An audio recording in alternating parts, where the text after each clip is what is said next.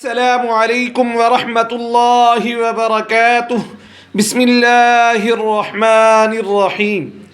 کبھی تم نے سوچا ہے کہ زندگی کے دکھ، آنسوں اور ٹوٹے ہوئے خواب بھی اللہ تعالی جل جلالہ کی محبت کا پیغام ہوتے ہیں؟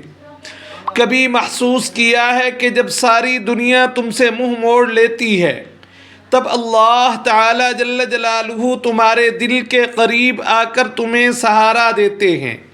کبھی سوچا ہے کہ آزمائش کے ہر لمحے میں تمہاری آنکھ کا آنسو عرش الہی پر پہنچ کر دعا بن جاتا ہے؟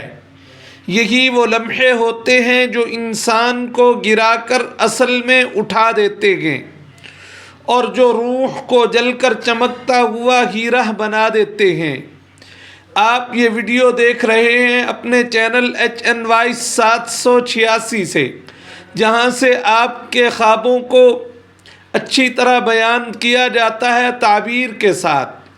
دین کے کام کو لوگوں کی باتوں کی وجہ سے چھوڑ دینا کم عقلی ہے، کیونکہ اللہ تعالی جل جلالہ تک پہنچنے کی آخری حد تک دوڑنے والا ہی جانتا ہے کہ پکڑنے کی طاقت صرف اللہ تعالی جل جلالہ کی ہے۔ دکھ کی بھٹی سے نکل کر انسان دوسروں کے لیے نرم ہوتا ہے، نیک اعمال خود بخود ہونے لگتے ہیں، اور دکھ روحانیت کی وہ سیڑھی ہے جس پر صابر اور شاکر دونوں چلتے ہیں۔ ہمیں مٹی کے اوپر محل بنانے کی فکر کے ساتھ ساتھ مٹی کے نیچے بھی گھر بنانے کی کوشش جاری رکھنی چاہیے۔ نیت کا گناہ نیت کی توبہ سے معاف ہوتا ہے، عمل کا گناہ عمل کی توبہ سے، اور تحریر کا گناہ تحریر کی توبہ سے۔ احساس، اپنائیت، خلوص، شفقت، انسانیت، عزت اور محبت ایسے قرض ہیں جو ضرور لوٹا دیے جاتے ہیں۔ رازدار کم بناؤ گے تو دھوکے بھی کم کھاؤ گے، کیونکہ ہماری کمزوریاں ہی دشمن کو طاقتور بناتی ہیں۔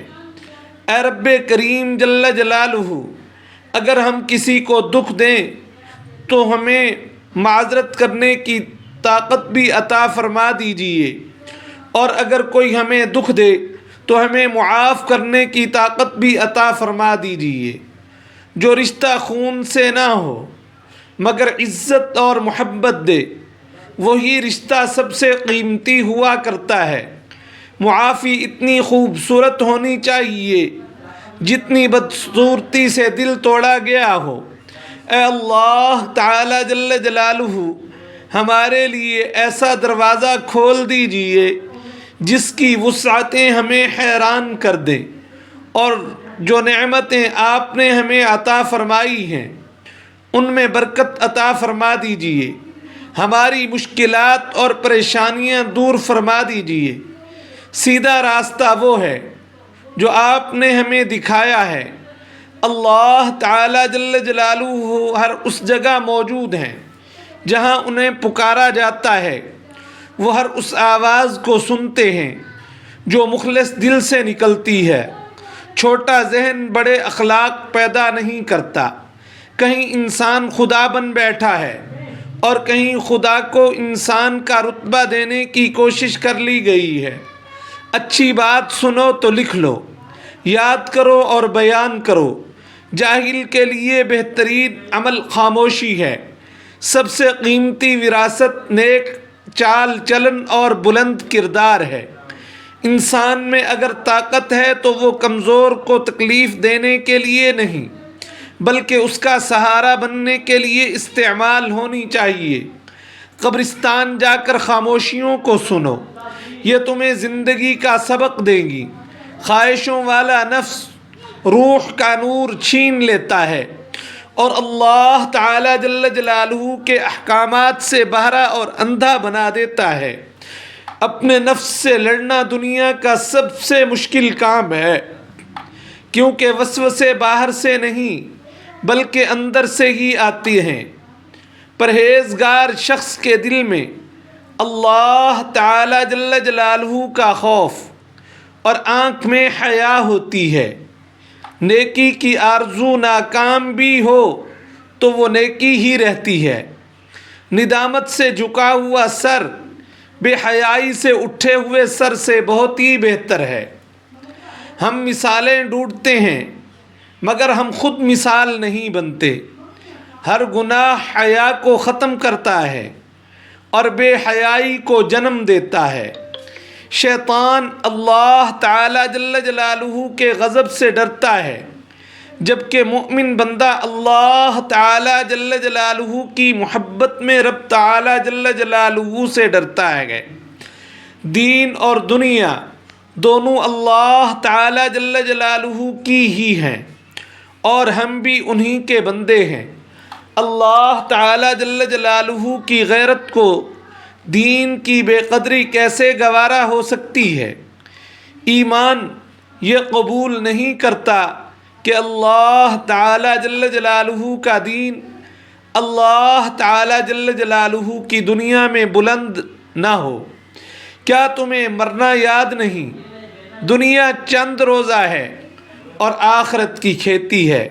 کاروبار اپنے گھروں میں کرو اور اللہ تعالی جل جلالہ کے ذکر کی محفل میں صرف ان کا ذکر کرو۔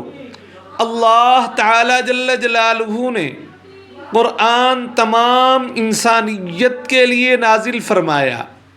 اب فیصلہ انسان کے اپنے ہاتھ میں ہے کہ شکر کی راہ کو اپناتا ہے یا ناشکری کی راہ کو۔ مومن کو ہر آنے والے لمحے کو اللہ تعالی جل جلالہ کے سپرد کر دینا چاہیے۔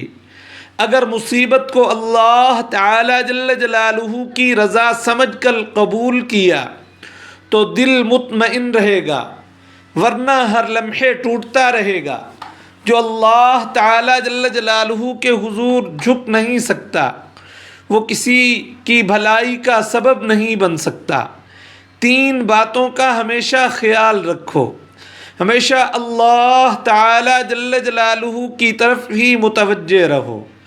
حلال اور پاک غذا کھاؤ اور نااہل بندے کی صحبت سے بچو۔ جب دل صاف ہو تو ایمان مضبوط ہوتا ہے، اور جب ایمان مضبوط ہو تو یقین کامل عطا ہو جاتا ہے، اور یقین کامل والا بندہ اللہ تعالی جل جلالہ کی نافرمانی کبھی بھی نہیں کیا کرتا۔ سب سے بڑی مصیبت گناہ میں لذت لینا اور اس کو صحیح سمجھ لینا ہے۔ قوم کو رہنماؤں کی نہیں بلکہ عمل کرنے والوں کی ضرورت ہے۔ ہمارے لیے سب سے بڑے رہنما حضرت سیدنا محمد الرسول اللہ صلی اللہ علیہ وآلہ وسلم ہیں، اور ان کے صحابہ اکرام رضوان اللہ علیہم اجمعین ہیں، جن سے قرآن، حدیث اور ہر سنت ہم تک پہنچی۔ مسلمانی یہ ہے کہ پورے کے پورے اسلام میں داخل ہو جاؤ۔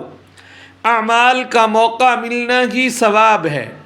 اگر نماز برائی سے روکتی ہے تو ثواب مل رہا ہے، ورنہ عبادت کا کوئی پہاڑ آخرت میں نہیں رکھا جا رہا۔ عبادت کبھی عادت نہیں بنتی، ہر بار وضو کرنا اور اٹھنا پڑتا ہے۔ یہی زندگی ہے اور یہی ہی بندگی ہے۔ اللہ تعالی جل جلالہ ہمیں عمل کی توفیق عطا فرمائے۔ اگر ویڈیو اچھی لگے تو لائک اور شیئر ضرور کر دیا کریں۔ جزاک اللہ خیرا کثیرا۔